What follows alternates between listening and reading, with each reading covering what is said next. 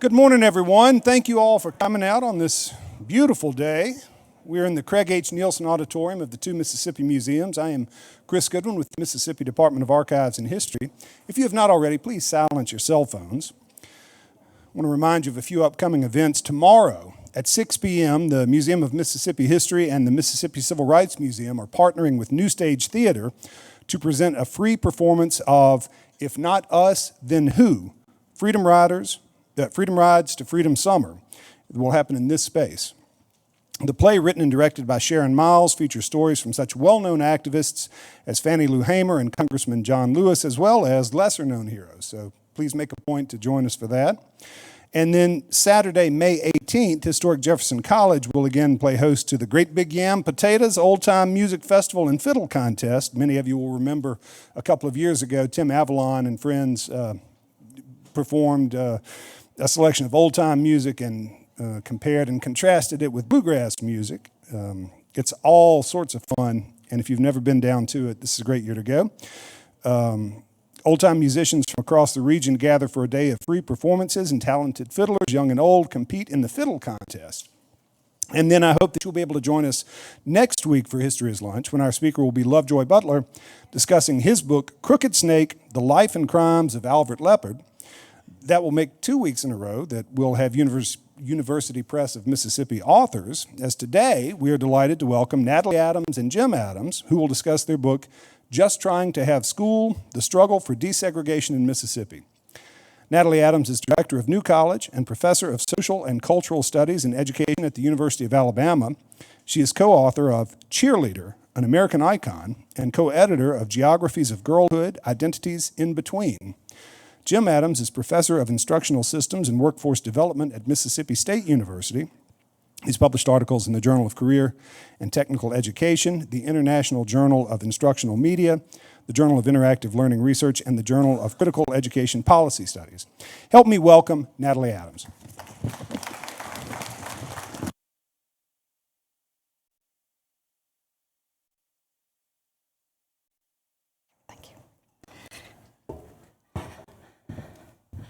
Well, thank you to everyone, particularly for Chris for inviting us here. We were supposed to be here in February, and both of us got the flu at the same time, so thank you for rescheduling it. Thank you also to University Press of Mississippi for publishing this book.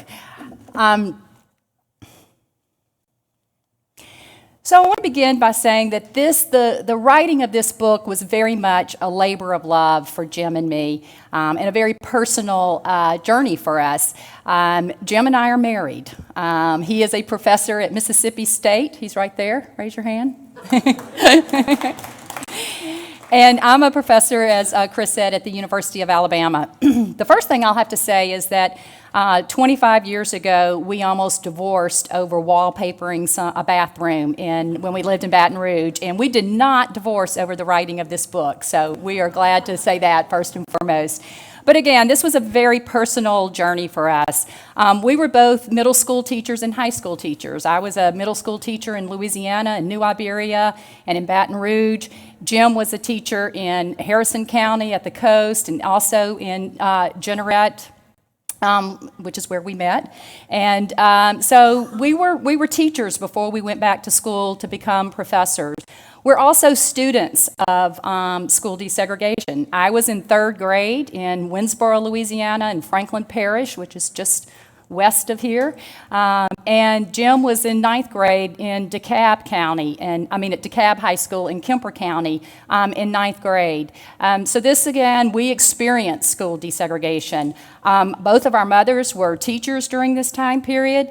Jim's father was an administrator during this time period. He ended his career as the superintendent of Western Line School District right outside of Greenville.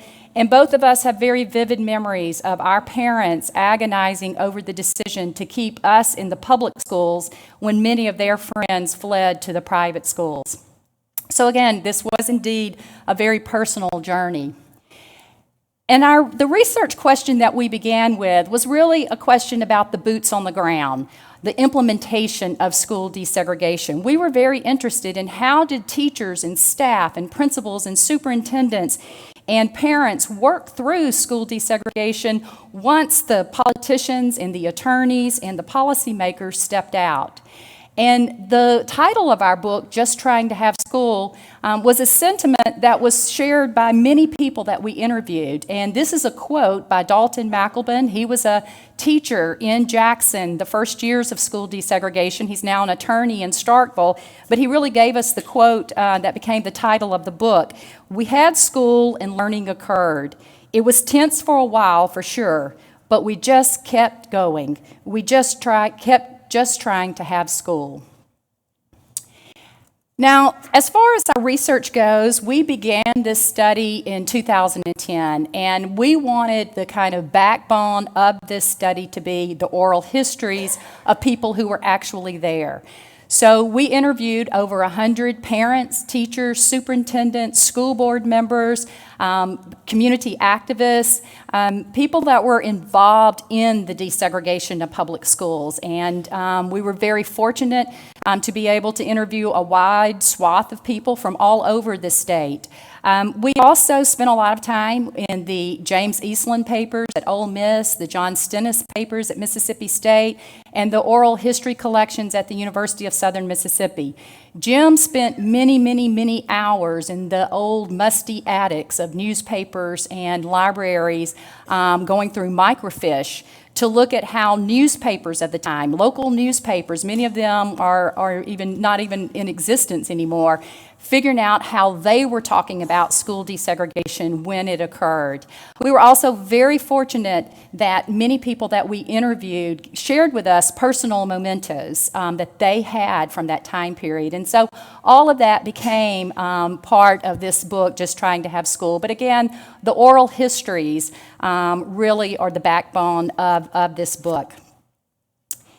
So what I want to do now is just briefly go over the chapters of our book, and very briefly, because we cover a lot of different topics, and then delve into one topic in particular that kind of permeated throughout all of our research. So of course we begin the book with the historical context, and we have kind of two bookends. Of course, we start with Brown versus Board in 1954, but just as important as that decision was for our research, Brown versus Board too, because it was the implementation ruling, which actually came a year after Brown versus Board. And that was the ruling that the Supreme Court gave us the language of, they said, school districts must desegregate with all deliberate speed. And in the South, all deliberate speed translated to never, or at least not in my lifetime. And so we began with that. We looked at the establishment of the Citizens Council. We move into the 1960s, talk about the Civil Rights Act, the Elementary and Secondary Education Act. And the other bookend is a much less known court ruling, but it was very instrumental, and that was the 1969 ruling of Alexander versus Holmes Board of Education, which involved 33 school districts in Mississippi. And on October 29, 1969, the Supreme Court ruled that all deliberate speed was over, and 30 of the 33 school districts were ordered to desegregate immediately after Christmas break. And again, this was a big interest of Jim and me, because being teachers, we were just like, what did that mean to be a teacher in a school that was totally, in a school system that was totally segregated, and then in 6 weeks, you were going to have to open as a desegregated school system. So that was really intriguing for us. The next 4 chapters, we actually look at who were the major players in this. And so our chapter 2 begins with the hundreds of Black parents and students who forced their schools to desegregate through what was called freedom of choice. And we're going to come back and talk about that a lot. In the next chapter, we talk about superintendents. One of the things that gets lost when you kind of treat school desegregation as a monolithic narrative is that every school district had to create its own desegregation plan. So what happened in Oxford, Mississippi was very different from what happened in Drew, Mississippi. And it was often the superintendents who were charged with coming up with the desegregation plans, working closely with their school board sometimes, their attorneys. And we focus in this chapter on superintendents, many superintendents were obstructionists indeed. But when we talk about that in this chapter, but we also focus on four superintendents who led their school systems during this time period very successfully. So the first that we talk about is Dr. Julian Prince. He, in fact, has written his own memoir now, and he shared that manuscript with us when we interviewed him. He was the superintendent in Corinth, Mississippi, and then in Macomb. We then focus on Dr. Clyde Muse. Dr. Muse, as many of you know, is still president of the Hines Community College, and he led Hines County and then Meridian through school desegregation. We then look at Dr. Tom Doolin, who was the superintendent at Winona. And then we look at Harold Hardwood Kelly, who was the principal in Yazoo City. And unfortunately, Mr. Kelly died about 3 weeks after Jim interviewed him. So we were very fortunate indeed to get his story.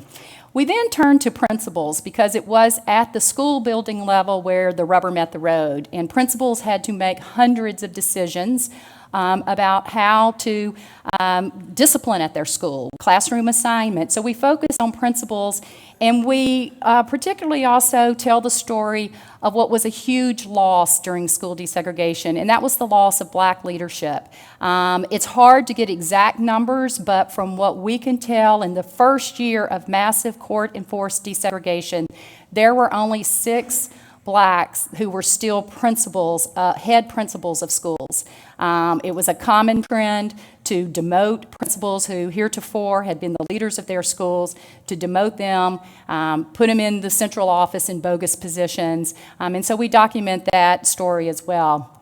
In the next chapter, we turn to, of course, what's near and dear to our hearts as teachers, and that's the story of teachers, both black and white teachers who were part of desegregation, because it was on their shoulders that they had to help their students learn how to live and learn together in the intimate spaces of the classroom, the playground, the cafeteria, the places in school where the personal and professional intersect. And so that our chapter 4 focuses on teachers. We then move to outside of the formal school curriculum, and we have an entire chapter devoted to sports.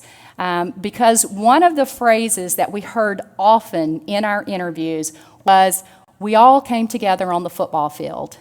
And we all know this narrative. It's a national narrative. It's a world narrative about the power of sports to transcend boundaries of race and social class. It's the stuff of, sports movies like Remember the Titans.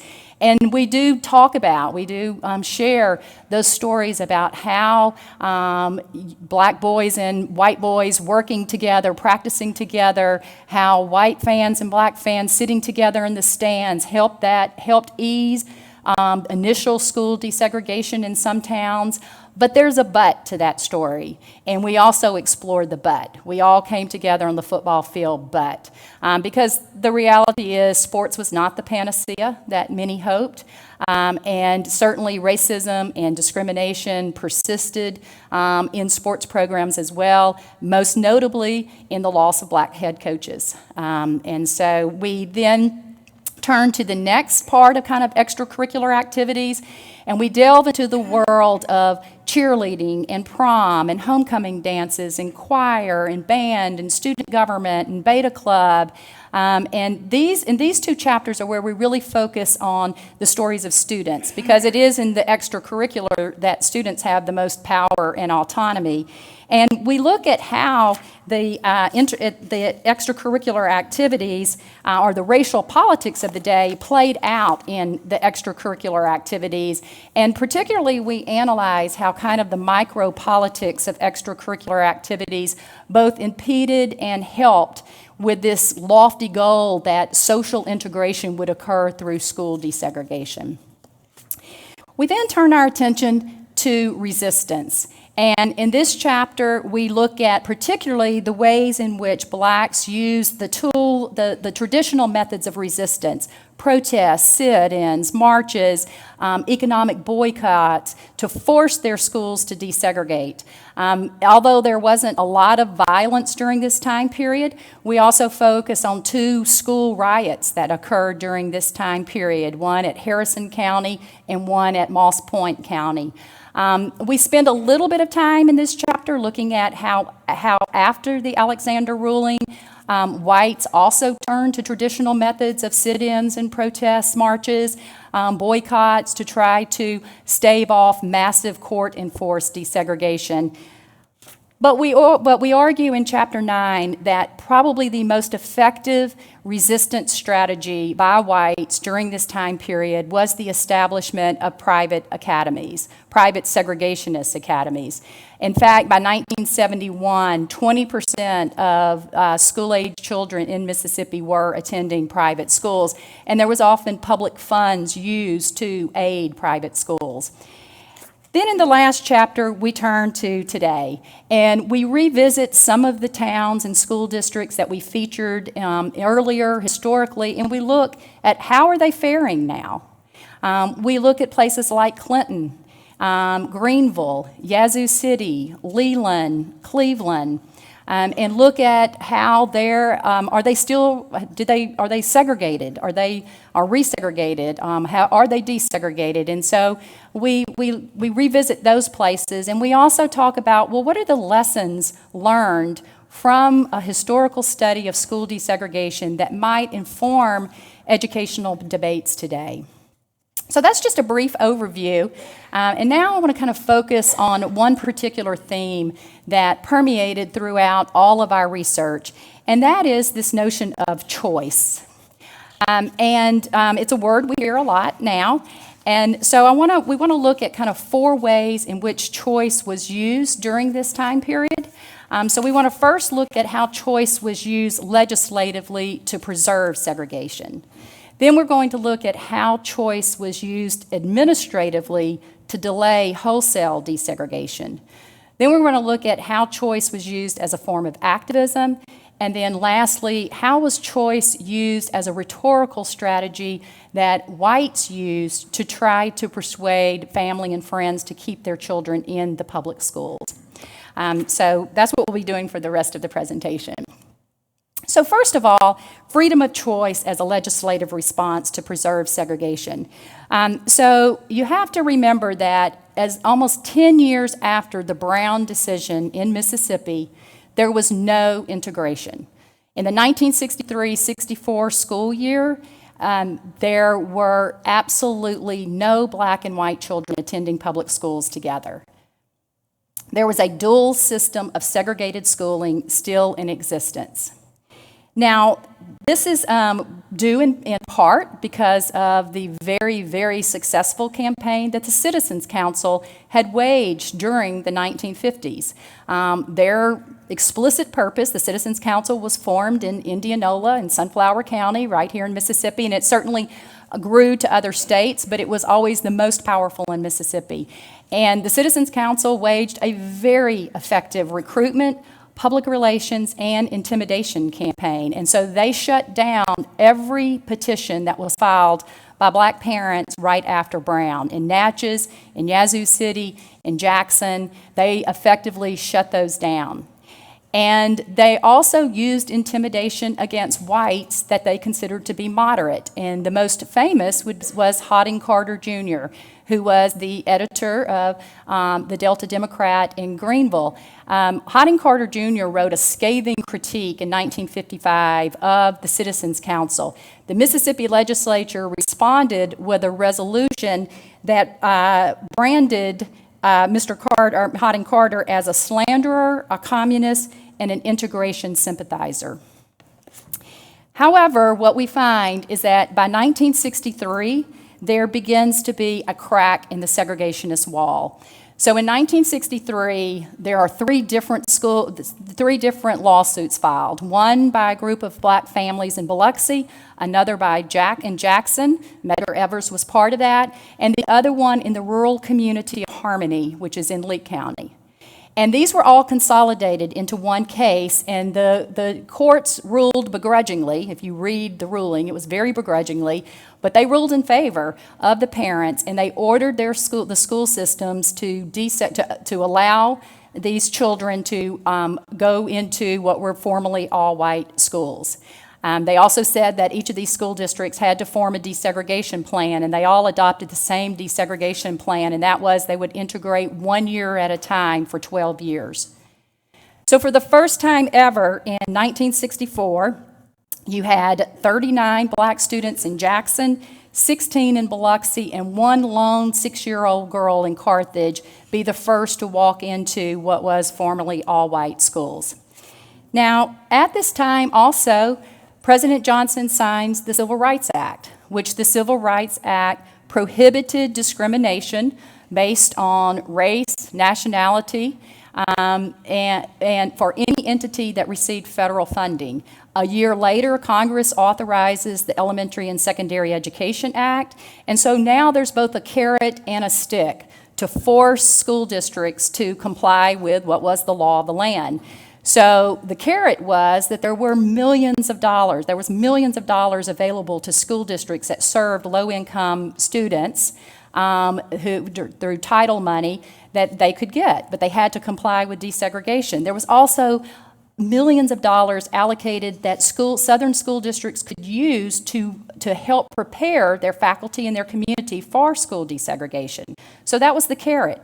The stick, of course, was if you don't do this, you don't get any of the federal money, and Mississippi, as the poorest state in the country, could ill afford to say no to that.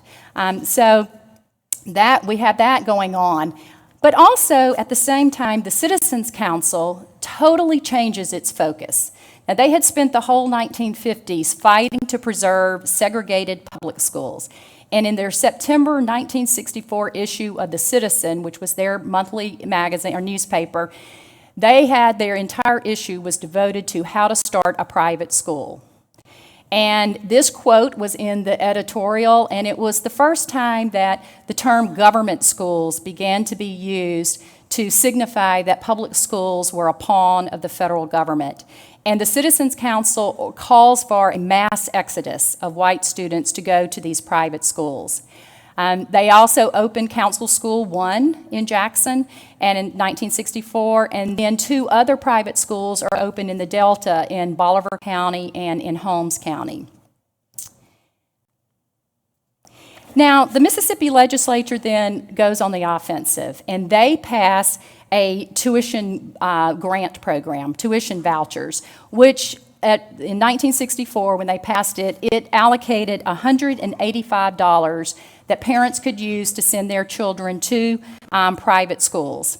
And they explicitly use the language of choice. You can see here that parents and children should exercise individual freedom in choosing public or private schools.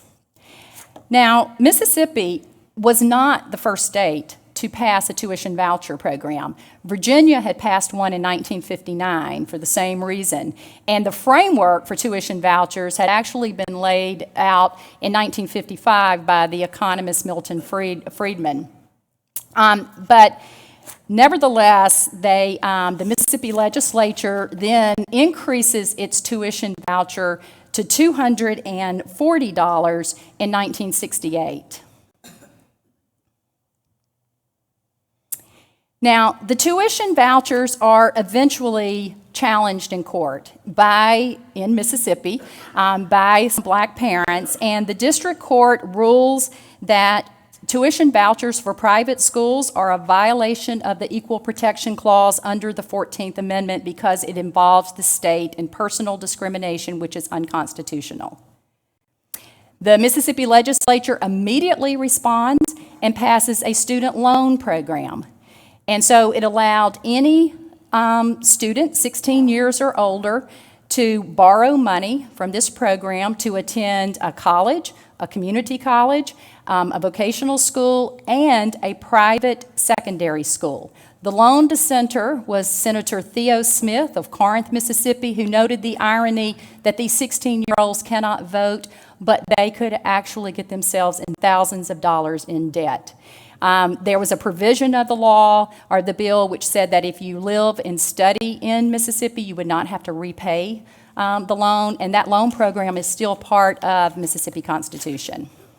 Now, despite all of this, despite the tuition vouchers, despite the Citizens Council calling for the mass exodus, from 1964 to 1968, there was not a mass exodus of white children from the public schools to the private schools. And that is primarily because of the second way in which choice was used. And that is freedom of choice was used as an administrative response to delay wholesale desegregation. So in 1964, the Department of Housing, Education, and Welfare publishes this little 3-page pamphlet to give instructions to school systems about how they can move to desegregation. And they offer 2 options.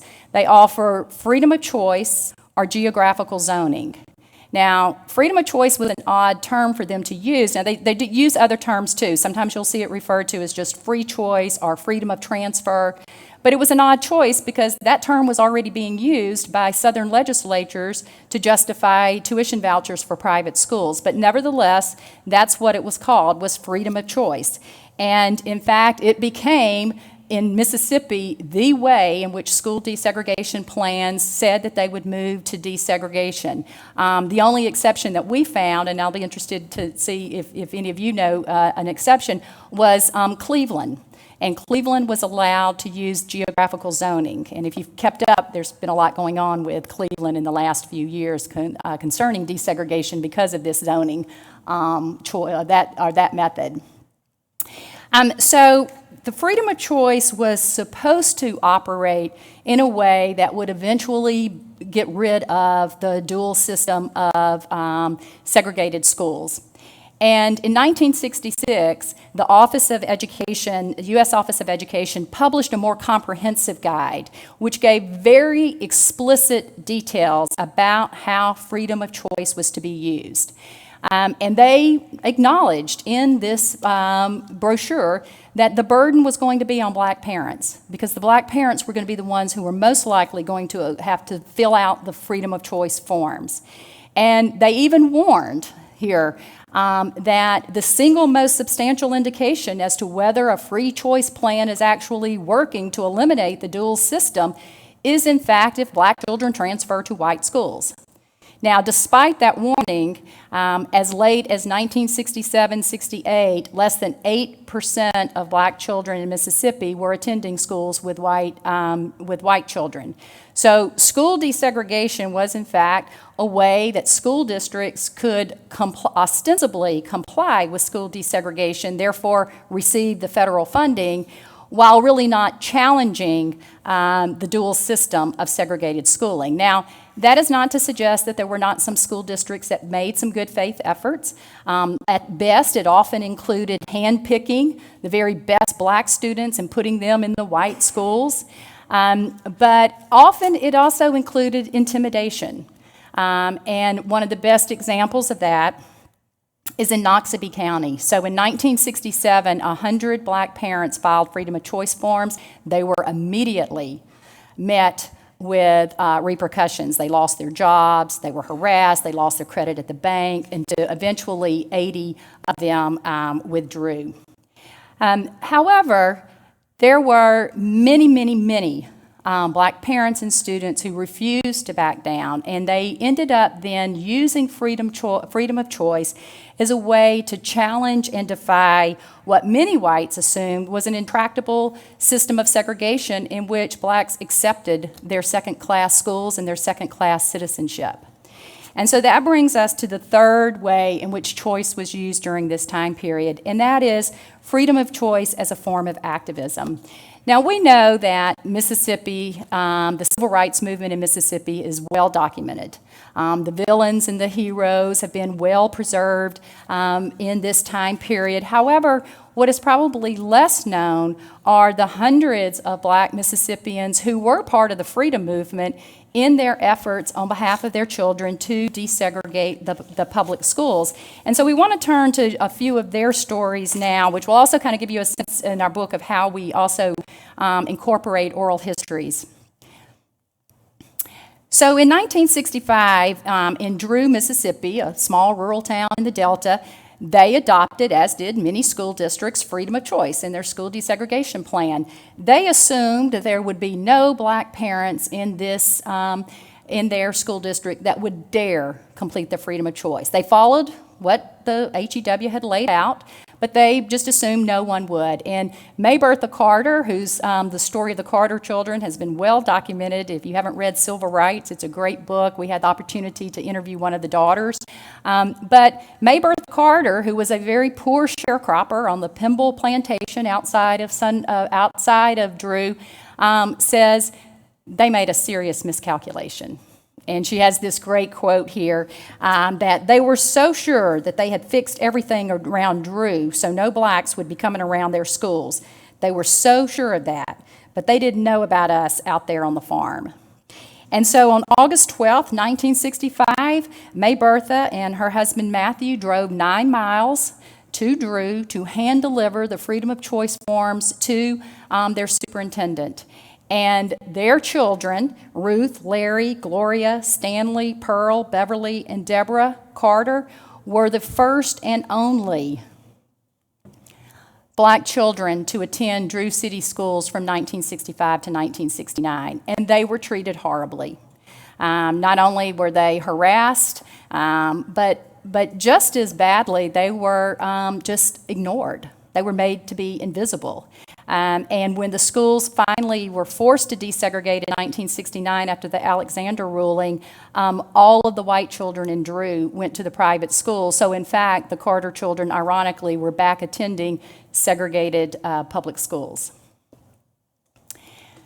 Now, however, there were, for many, many black activists living in Mississippi that were already involved in the movement, freedom of choice was part of a larger, very deliberate, well-executed strategy to challenge racism and discrimination in all facets of their community. And so often, and you'll see this throughout the state, often it would be the leaders, the NAACP leaders of the local chapters that would be the first to send their children to the schools under freedom of choice. And this was the case of Eileen and John Adams. And the Adams live in Rankin County. John was the president of the first chapter of the local Rankin County NAACP. Eileen was very involved in the creation of the Head Start program. And they were at the Selma March. They housed white Northerners during Freedom Summer. Mr.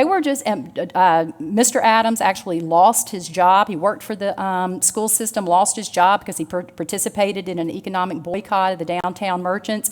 So they were very involved already in the movement. And it was at one of the meetings that they and 4 other parents decided to send their children to the Rankin County schools as part of freedom of choice. And they were very vigilant about their children once they were entered into the school. They were very visible. They were at the school a lot.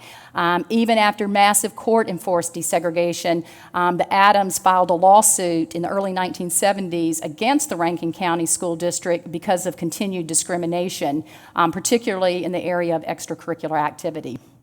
However, there were a whole host of parents in Mississippi, black parents in Mississippi, who heretofore had not been involved in the movement. This was their first foray into kind of this active fight for desegregation. And this was the case of Isom and Ola Crockett, who lived in Laurel in Jones County. They were actually watching TV one night, and it came on the news about freedom of choice.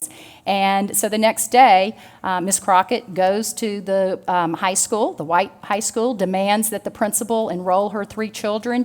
He tells her no, that there's no way he can protect them, that they will not be safe at his school. Word gets around of what Ms. Crockett has done, and their house is firebombed. They lost their house insurance.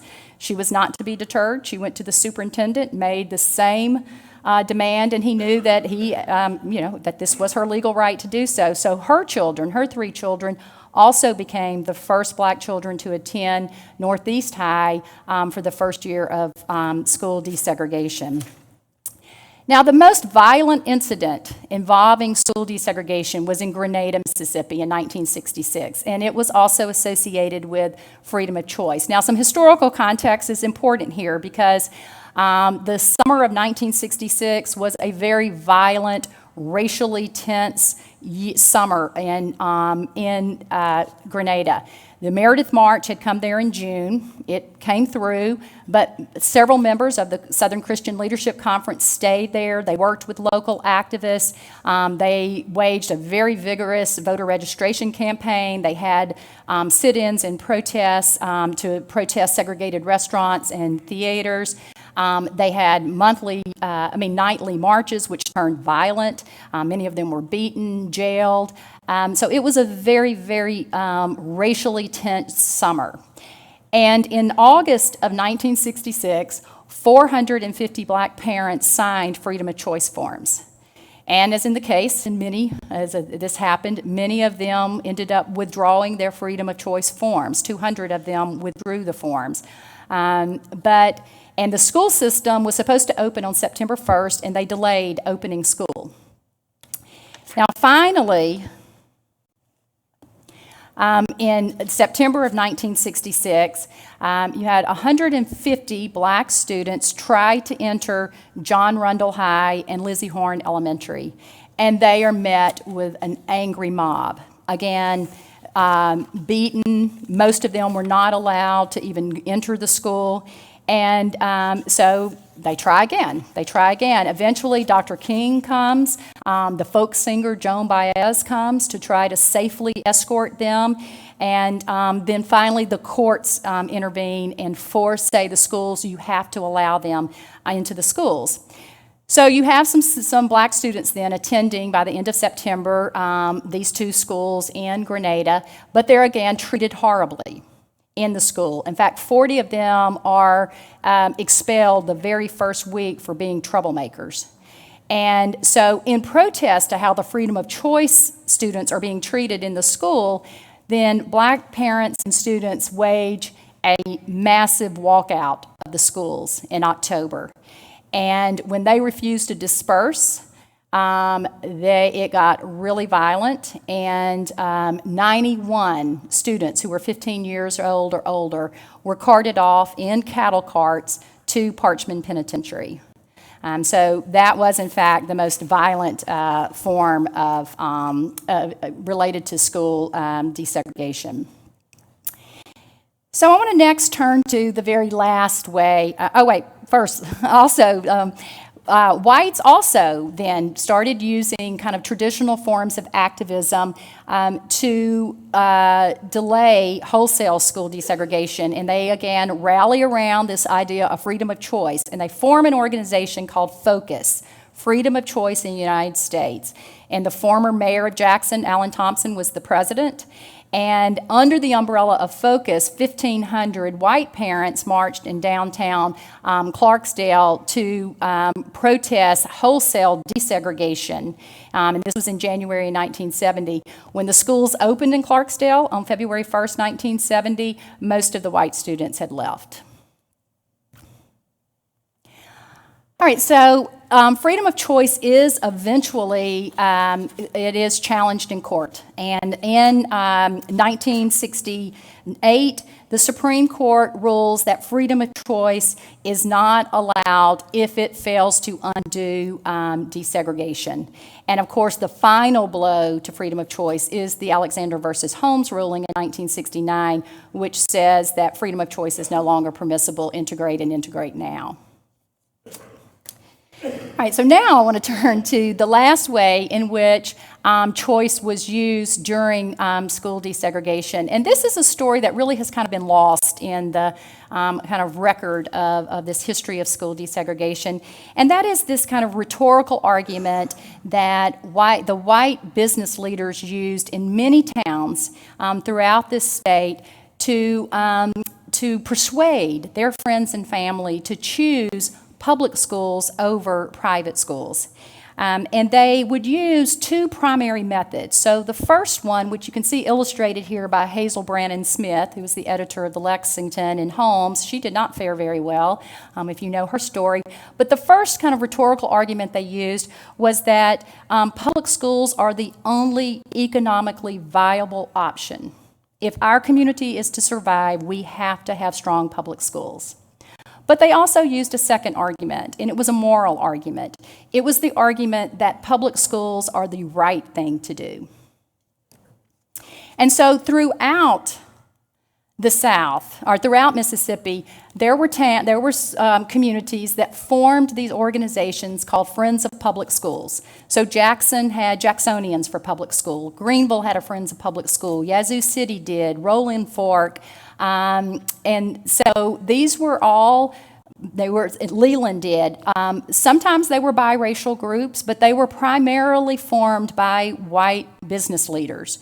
And the most successful example of this is actually a biracial committee that was formed in Oxford, Mississippi, and it was called the Oxford Civic Council. And the Oxford Civic Council was a biracial organization, as I said, and it was comprised of 16 leaders of community and civic organizations in the Oxford community, the Rotary Club, the JCs, and they formed in 1969 this council. And part of the reason that they formed is that they were extremely frustrated with the school board and the superintendent, who was not moving quickly enough to inform the public how are we going to respond to school desegregation.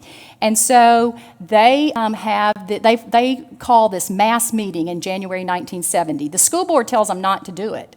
And they're like, we're doing it, and it would probably behoove you to show up. So they have this mass meeting in January 1970. 1,200 people show up. They have the president of Ole Miss is there, the presidents of various, representing industry and corporation and businesses, and they all say this same thing. They all make this argument that public schools are an economic imperative. Now, there was a private school forming. It was called College Hill Academy. And you saw this battle between public and private as we looked through the Oxford Eagle throughout, the kind of 3-month period. You see this battle just kind of being played out in the newspaper. So you see here on February 1st, 1970, there's this huge ad that says, "Hats off to our public schools," and it's thanking teachers and parents and superintendents for a job well done, and all those little names right there. Those are 400 names of community members, both black and white, who are saying, we're sticking with the public schools. Let's support public schools.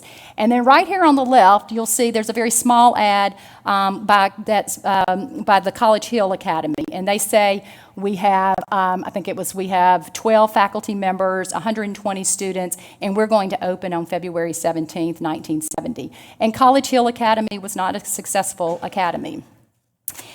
Now, however, often, though, the argument about why you should choose public schools over private became very much of a moral argument. And it was an argument that divided white communities. It divided white churches. It divided social groups. We heard about bridge clubs disbanding over the choice of where you're sending your kids to public schools. Where you're going to send your children to school. The wife of a very prominent Southern politician told Willie Morris, of course, famous author from Mississippi, that you have no idea, you cannot underestimate how all this has divided us. That it's put husbands against wives, children against parents, brothers against sisters, and old friends against each other. And Harding Carter Jr. in a 1972 interview says that this was where you were going to send your child, public or private schools for whites, was an agonizing kind of moral choice, because it was perceived finally not as just a simple decision about where your children goes to school, but a moral question, and an awful lot of people lost their battle with their consciences. Jerry Nash was a school board member in Greenville during this time period, and he very much, in the interview that Jim did with him, blamed white parents who chose to send their kids to private schools during this time period. And he blames the dismal state of Greenville public education today squarely on their shoulders. And he was very impassioned about this. He said, "I felt very strongly about public education, and integration became a moral thing for me.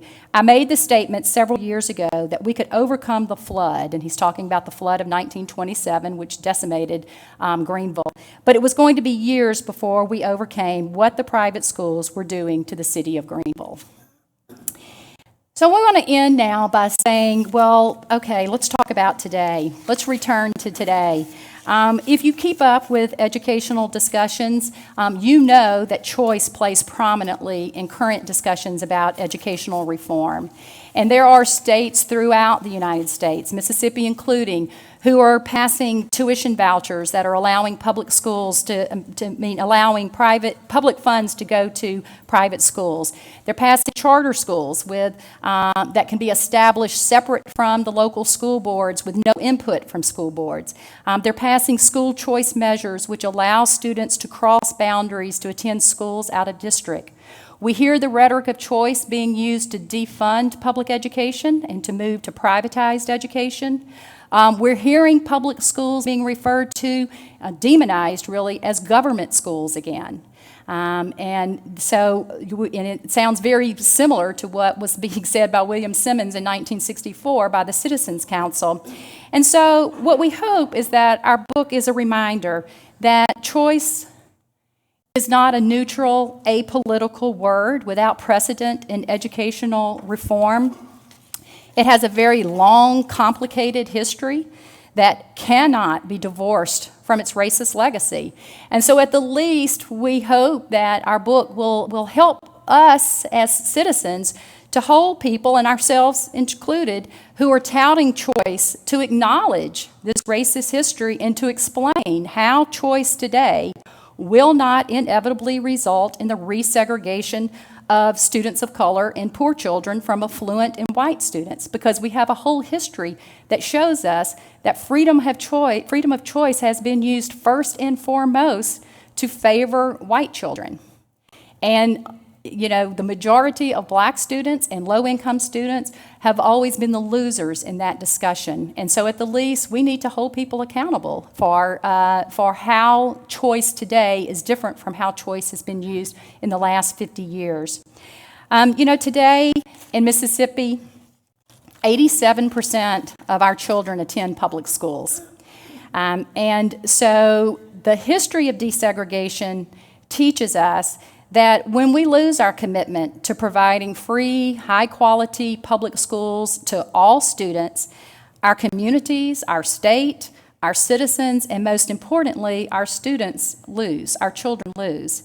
And probably this was said most poignantly to us by Dr. Tom Doolin, who was the superintendent during this time period. And he has this quote, which we just found really powerful. "The public school system in the state of Mississippi is the only hope for many, many of our children in the state. Their only hope is education. If we do not have good public schools, they are not going to get an education, and that is not right. Everyone is supposed to have a chance." Thank you.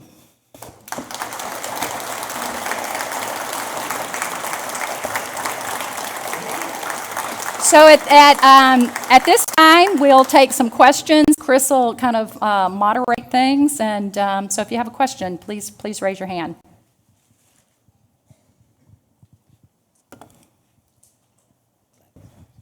Well, thank you for a wonderful presentation, first of all.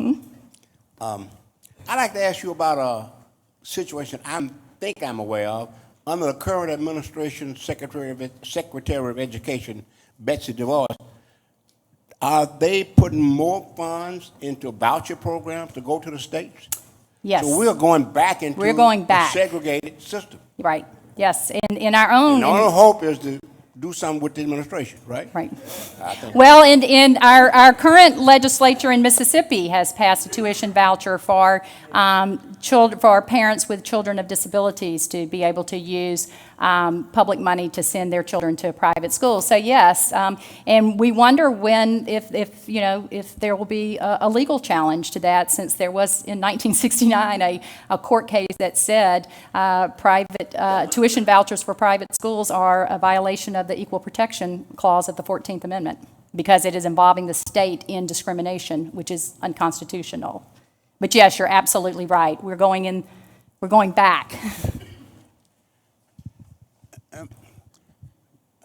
Thanks for excellent presentation.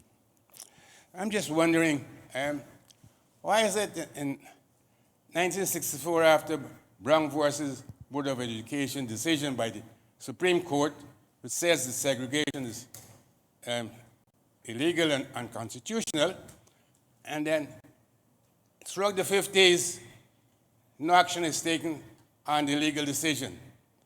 You go through the 1960s, and not until 1969, again, the Supreme Court says immediate action should be taken.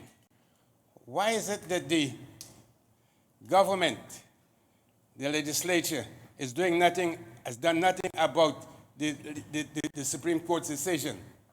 Yeah, and that's an excellent question. I mean, one of the things that happened is in 1964, for the first time ever, you had the executive, legislative, and judicial branches of our government all being on the same side. So that's why you see 1964 as being a lot of movement at the federal level to try to enforce the South. But throughout the 1960s, you can read these hearings that were done in front of the Senate Commission on Equal Opportunity, in which people are making that same argument.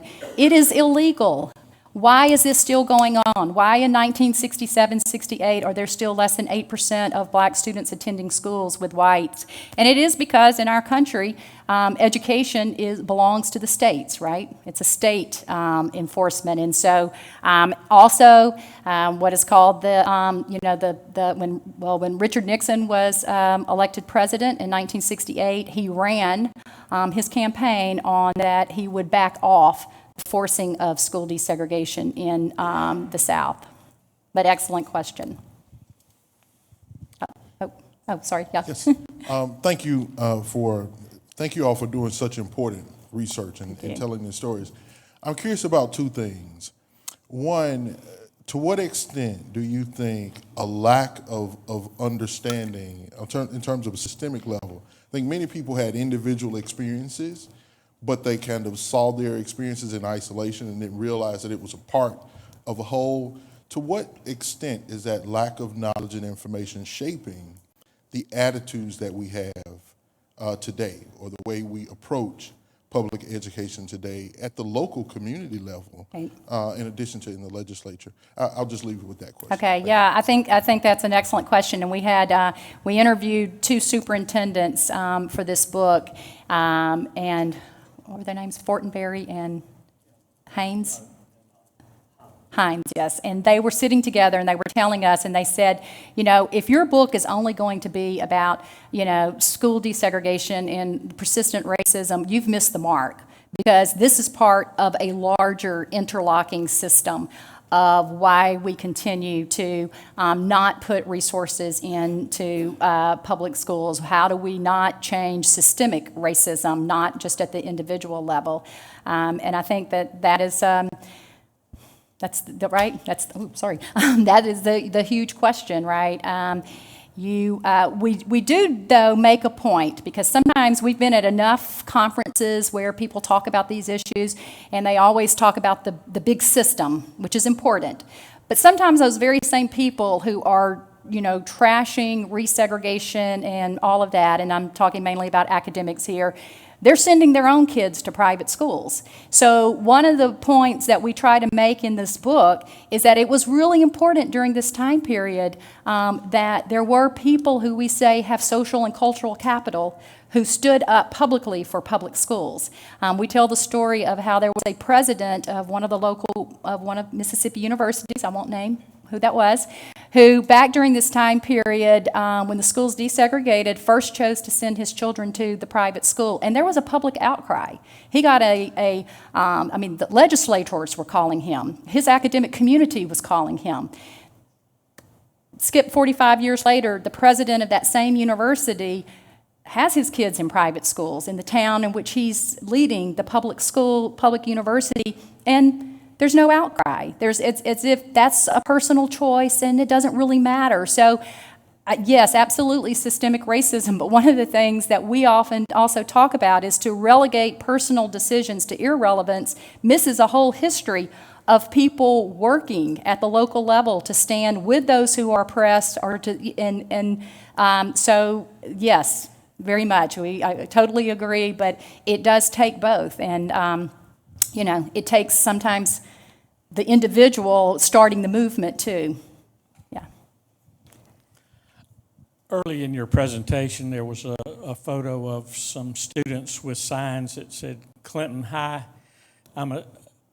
Is that the Clinton High School in Hinds County? Yes, from the 1950s. Yes. Right. Right. But I find that quite interesting, and if you care to comment, from what I understand, the Clinton School District has been one of the good examples of Yes, what happened. Absolutely. So in our last chapter, we try to kind of categorize the school districts today. And one of them we talk about, one of the titles is making the grade or something, making A's, and we feature Clinton. We interviewed Virgil Ballou, who was a superintendent and who did a fabulous job, and Clinton is still consistently receives an A. They are kind of a model school in many ways. We also feature Carroll County as an example of a county that was making strides. It's one of the few public school systems that we actually see whites coming back to the public schools under the leadership of a superintendent by the name of Billy Joe Ferguson. And unfortunately, Billy Joe Ferguson was not, his school board decided that he will be gone in about 6 months. So we'll see, because he has certainly been a huge proponent for public schools there. And then we spent a lot of time talking about people who had school districts that had a good start but a slow finish. And the best example, and people, this is a fabulous story if you don't know this, is the story of Greenville. Greenville was, in the early years of school desegregation, was featured in 2 U.S. documents as a model for school desegregation. They were named as this is the model we need to follow. And if you keep up with school systems today, Greenville's a mess. I mean, it consistently receives an F on its state report cards, and so Leland's another good example that started off well but hasn't ended well. But yes, Clinton is one of the stars of Jackson today. I mean of Mississippi. Yeah, I'm right. I can say that I have truly enjoyed your presentation. Thank you. And that I can attest to a lot of what you're saying, because I was one in Copiah County that helped to integrate the schools in 1968 for school of your choice. And basically what you've said, it is absolutely true. Yeah. Because my father lost his job. He worked in the school system. He lost his job. Some of the students who said that they were going to help integrate the schools, their parents lived on, I guess, somewhat of a plantation-like. Mm-hmm. And so the parents decided not to send them to the schools. And it was just hard. It was a hard time. Yeah. Yeah. Not going to the proms, not being invited to the class reunions, school reunions. So I've experienced all of that out of all the years in which I have graduated from this school. It was last year when they finally reached out to me to try to get me to come to a school reunion. But I do have a question I would like to ask you. We're working on, my son and myself are working on a documentary about the academies, and so I've been doing research on the school tuition grants, and I know you have said, and I have found where it states how much money was given to each student, to each parent, but how much money was really allocated by the state of Mississippi? We can never find that. Yeah. How much money was truly allocated by the state of Mississippi to fund tuition grants in 1968. Yeah. I don't have a figure right off my head, but I will say that in our book we do talk about how there are some citations in there where it gives you how many private schools in Mississippi were being funded either fully or partially by the tuition vouchers. So you can do, I guess, a little bit of math if there were 60, but it doesn't give you the individual people. Yeah, I know. Yes. Yeah, it's yeah. We kind of found that with school board minutes. Things kind of disappeared.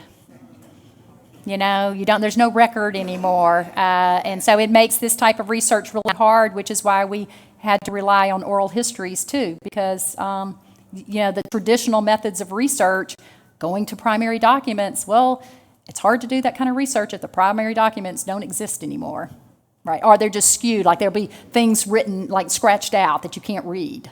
So, yeah. The best programs always have more questions than time for answers, but I am certain that Natalie and Jim will be happy to talk to you, maybe even in line while you're buying a copy of the book over here, and answer any questions that you may have. Thank you all for coming. I hope that we see you back next week. Help me thank Natalie and Jim for this program today. Thank you.